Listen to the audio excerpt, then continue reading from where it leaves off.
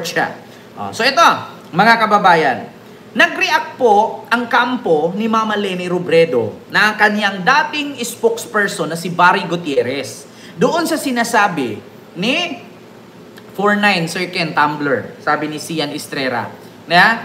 Nag-react po ang dating Vice President spokesperson Barry Gutierrez ni Mama Leni Robredo na yung binigkas ni Sara Diskaya na 2016 siya kumuha ng proyekto. Sino nga ba daw ang presidente noong 2016? Nako, mga kababayan.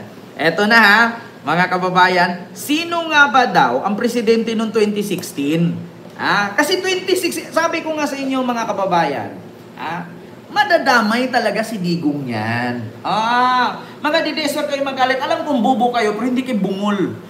Bigkas na mismo ni Diskaya yan. 2016, kumuha na siya. So, ibig sabihin, 2016 pa lang, bilyonaryo na siya. 2016 pa lang, ang dami ng proyekto niyang palpak. Bakit hinayaan ni Digong yan? Check ninyo kung ilan ang 10 pangalan ng construction company, iisa lang address, iisa lang location, si Diskaya pa rin may-ari. Tignan ninyo, 10 na construction company, iisa lang business permit, iisa lang address, iisa lang location, si Diskaya pa rin. Kita ninyo, mga kababayan, alam ko hindi kayo bungol, pero bobo kayo. Eto, nag-react ngayon mga kababayan, etong spokesperson ni Mama Leni Robredo. Alam nyo, sa totoo lang mga kababayan, buti pa si Mama Leni Robredo di ba? Walang confidential fund. Eto na mga kababayan, Pilipinas Today. Eto, Barry Gutierrez, sabi niya, sino na ang presidente noong 2016 onwards? According dito mga kababayan, nagtanong ngayon si Attorney Barry Gutierrez, yung dating spokesperson ni Mama Leni Robredo. Eto, sino nga ba? Ito ang sinasabi ni dating Vice Presidential spokesperson Attorney Barry Gutierrez sa kanyang Twitter or X. Post tungkol sa inihayag ni Sara Diskaya, kontraktor na nagmamay-ari ng Alpha Omega Gen Construction Development Corporation, na nagsimula umano silang humawak ng mga flood control project noong 2016. Diba? Biruin ninyo mga kababayan, 2016 pa sila simula nung humawak. So mula 2016, bilyon-bilyon na ang nakubra nilang pera. Bilyon-bilyon na din ang napapalpak na proyekto. Hindi lang milyon, bilyon. Bakit hinahayaan yan nung panahon ni Digong?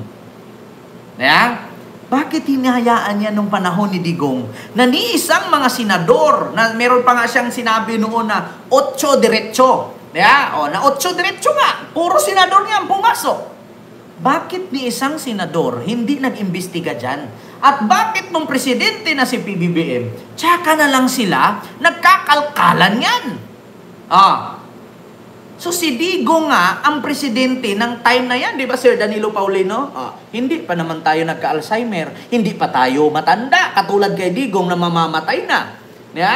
Hindi pa tayo makalimutin. Si Digong nga, naalala pa yung 13 niya ka-jowa tayo pa kaya? Naalala pa nga niya na papuntahin pa niya yung mga anak niya Tumawa pa nga siya patungkol sa flood control. Sabi pa ni Kitty, ayaan mo yung flood control, hindi ka kasali nun. Hindi kasali? Loso, 2016 inamin sabi nga ni Ping Lacson, based on my record, based on research, may record yan, based on record. Tignan ninyo, 51 billion isang distrito lang, malulunod sila niyan. 51 billion, isang district lang, malulunod sila niyan.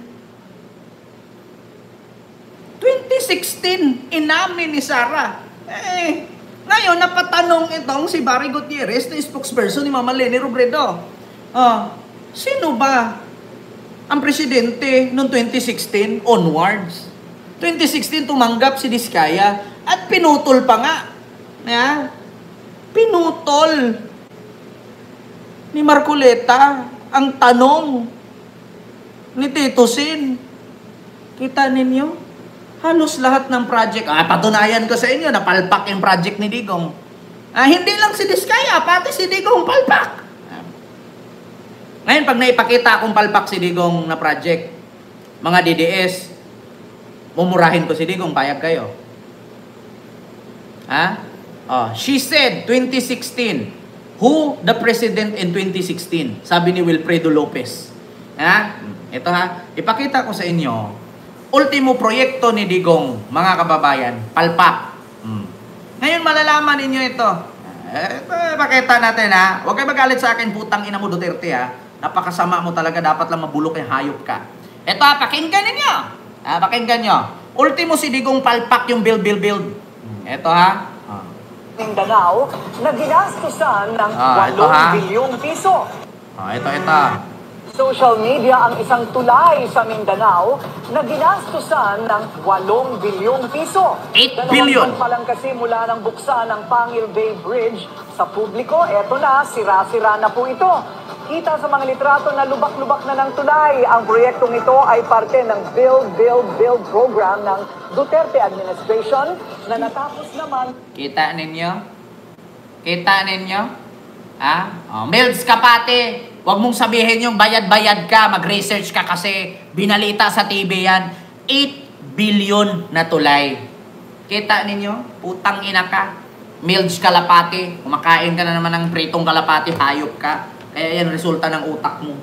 Tang ina nyo mga DDS, kay putang ina to si Duterte talaga, no? Grabe ka kurakot.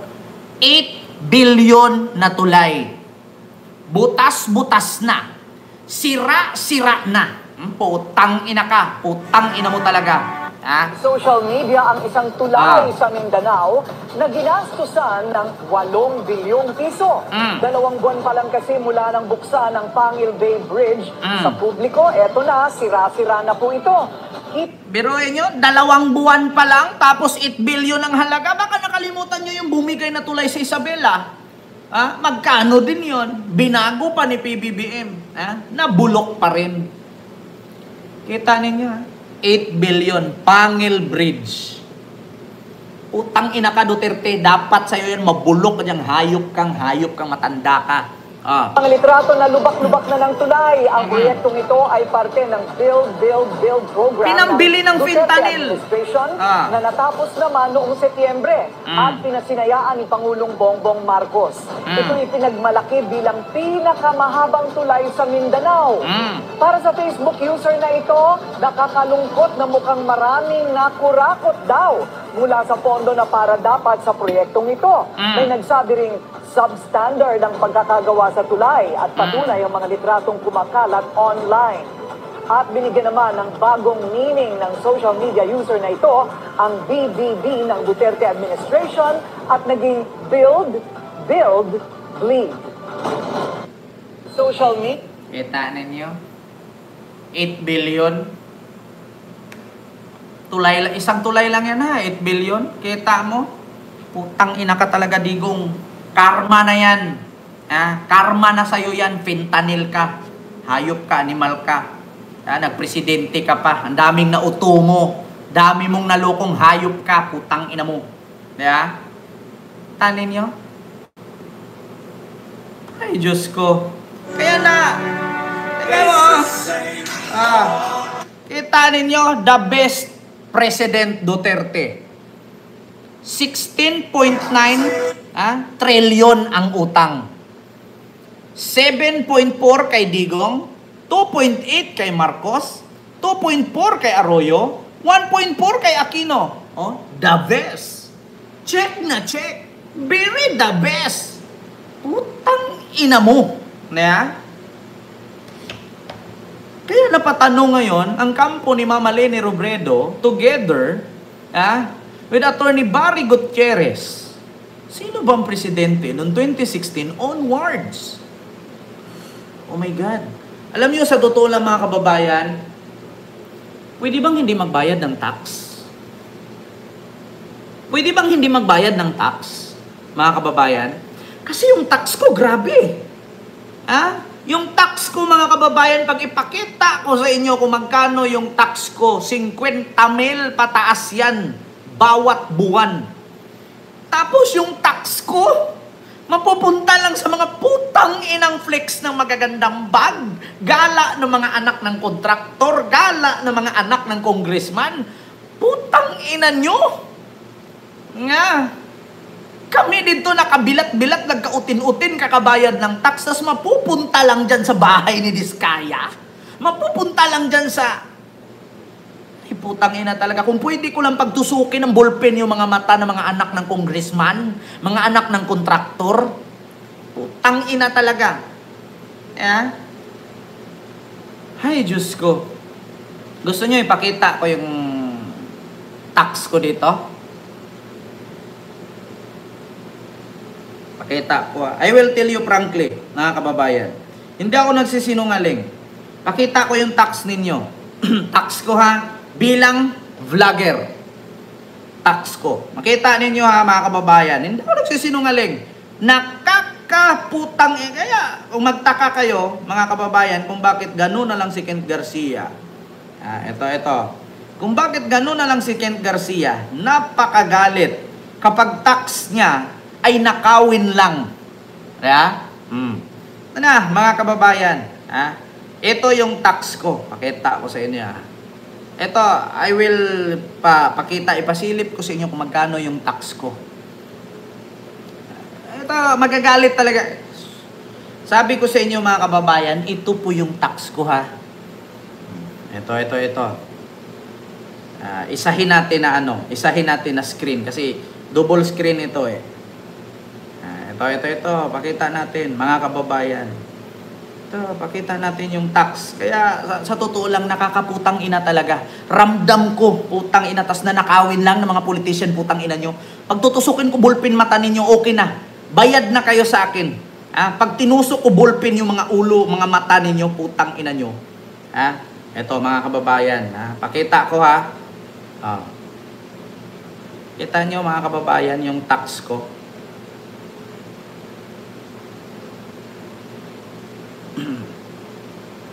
Kita nyo yan? Dito sa likod, para makita ninyo. Kita nyo yan, mga kababayan? Wait lang. Kita nyo, tax ko? US tax, YouTube earnings. Pakita ko sa inyo, ha? Ito, pakita ko, ha? Magkano? Kita nyo? Kita nyo magkano yung tax ko? 1,089.76 dollars yan. Together with the Philippines and US treaty tax. Yan ang binabayaran ko. Mga kababayan. Not only yan, ilang buwan akong nagbabayad ng ganyan. Diba? Kita nyo yan? 12% kita ko. Binabawas dyan.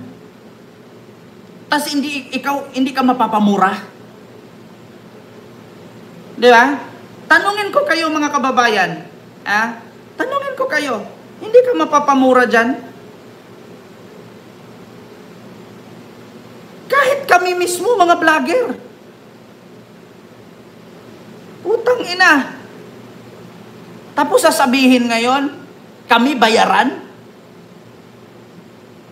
YouTube nagpapasahod sa akin.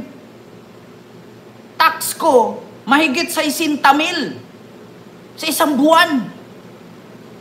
12% ng kinikita ko, yan yung kinukuha sa akin.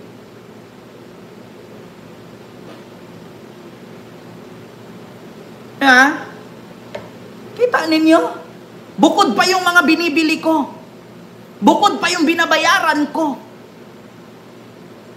Putang ina. Diba?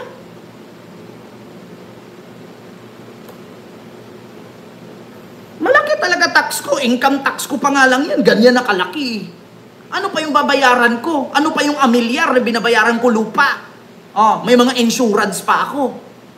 Napakalaki. Sa totoo lang. Kay Hart pa nga lang, how could si Hart hindi nasali sa top taxpayer sa Pilipinas kung napakamahal ng mga luxury bags na bitbit niya? Di ba? Si Hart Evangelista, bakit hindi yan nasali sa top taxpayer sa Pilipinas? Niya? Nakita niyo naman yung mga piniflex niya na bag, yung mga luxury niya. O bakit hindi siya napasali? Kita ninyo? Kalaki-laki ng tax ko. Oh, ito pang Prince Taylor, sinungaling daw ako, putang ina, pinakita na nga kita. Sinong hindi mapapamura? Putang ina, kay Digong nag-umpisa yan. Di ba? Tang inang yan. Kami, wala kaming magagawa. Kasi ang automatic altas yan eh. Kung pwede nga lang, may batas lang sa Pilipinas na kapag ninakaw yung tax mo, hindi ka na pwede magbayad. Wala tayong takas eh. Kasi ultimo, kahit bibili ka nga lang ng padulas, bibili kang kondo, may tax. Bibili ka nga lang ng candy, may tax na eh. Bibili ka ng soft drinks, may tax. So, makakatakas ka pa ba? Diba? Ganyan kalaki. Putang inang yan. Tapos, nanakawin lang. Yun po yun. Yung aking reaksyon, mga kababayan. Kaya nga si Barry Gutierrez, na dating spokesperson ni Mama Leni Robredo, napatanong, sino ba yung presidente? 2016 onward. Sir Elijah Celebre, kita ninyo, take note mga kababayan, yung pinakita ko sa inyo na $1,089, Pilipinas and Philippines tax, hindi lang yun, mas may mataas pa dun. Umabot pa nga ng 3,000 eh. Diba? Meron pang VAT. Totoo yan. Kaya sabi ko sa inyo mga kababayan, tanungin nyo yung mga kapwa ko vlogger kung magkano ang tax niya mga yan. Halalaki. Meron pang mga insurance yan. Meron pang mga amilyar na pinagbabayaran yan. May mga bahay pa yan sila. May mga sasakyan pa yan. Diba? Ang laki. Kaya sinong hindi paano pa yung mga magulang natin dyan, yung mga lolo't lula natin dyan, na hindi na halos makagalaw, nagbabayad pa ng tax. Utang ina talaga. Ito pa, mga kababayan, eto na, yung sunod. Anong sunod dito? Mga